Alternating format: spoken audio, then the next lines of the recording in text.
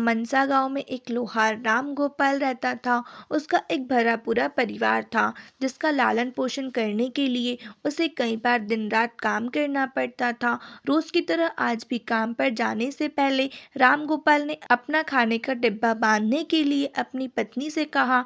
पत्नी जब डब्बा लेकर आई तो राम गोपाल ने कहा, मुझे आज आने में देर हो जाएगी, शायद मैं रात को ही आऊं।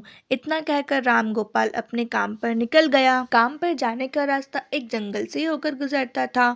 वहां जैसे ही राम गोपाल पहुंचा उसे कुछ आवाज सुनाई दी। जैसे ही राम गोपाल कुछ पास गया तो उसने देखा कि एक साधु भगवान का मंत्र जपने के साथ ही हंस रहा है। हैरान होकर राम गोपाल ने पूछा, आप ठीक हैं? उस साधु को राम गोपाल नहीं जानता था, लेकिन साधु ने एकदम से उसका नाम लेकर कहा, आओ राम गोपाल बेटा, मैं तुम्हारा ही इंतजार कर रहा था। मैं भूखा हूँ, मुझे अपने खाने के डब्बे से कुछ खिला दो।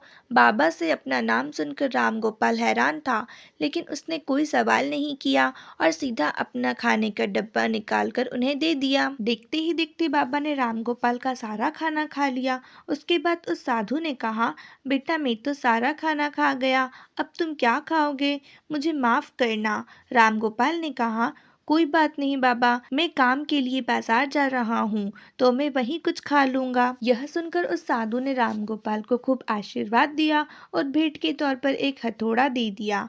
राम गोपाल ने कहा, आपका आशीर्वाद काफी है, मैं इस हथौड़े का क्या करूंगा, इसे आप ही रखिए। साधु ने जवाब देते हुए कहा, बेटा यह मामूली हथौड़ा नहीं है, यह जादुई हथौड़ा है जो मेरे गुरु ने मुझे दिया था और अब मैं तुझे दे रहा हूँ, क्योंकि तुम्हारा दिल साफ है। इसका इस्तेमाल अच्छे कामों के लिए ही करना और किसी दूसरे के हाथ में इसे कभी मत देना।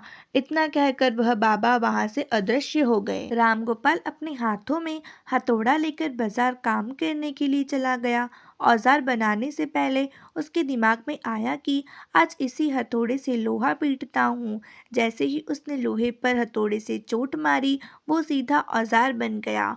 दूसरी चोट में लोहे के बर्तन बन गए। राम गोपाल समझ गया कि यह सही में जादुई हथौड़ा है।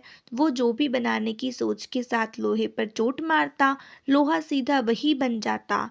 जादुई हथौड़े की वजह से राम गोपाल का काम जल्दी खत्म हो गया और वो अपने साथ ही उस जादुई हथौड़े को घर ले गया। इसी तरह रोज राम गोपाल उस हथौड़े से जल्दी काम खत्म कर लेता और कई बार ज्यादा बर्तन बनाकर उन्हें गांव के लोगों को भी बेच देता था।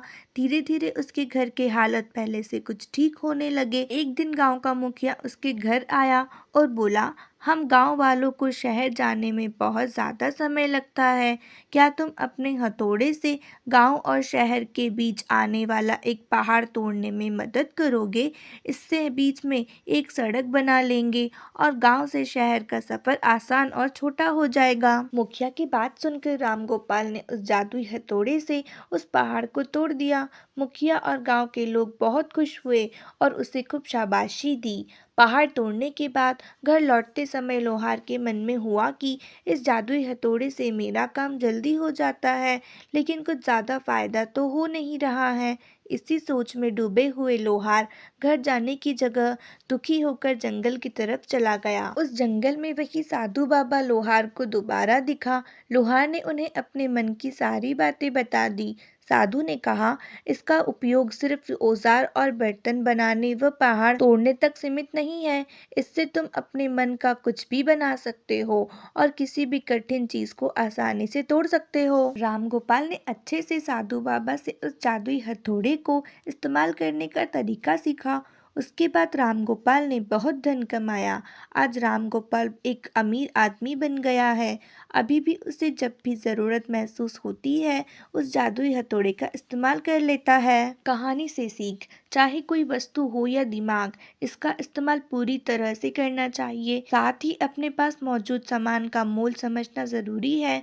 व्यर्थ हताश होने से काम नहीं बनता।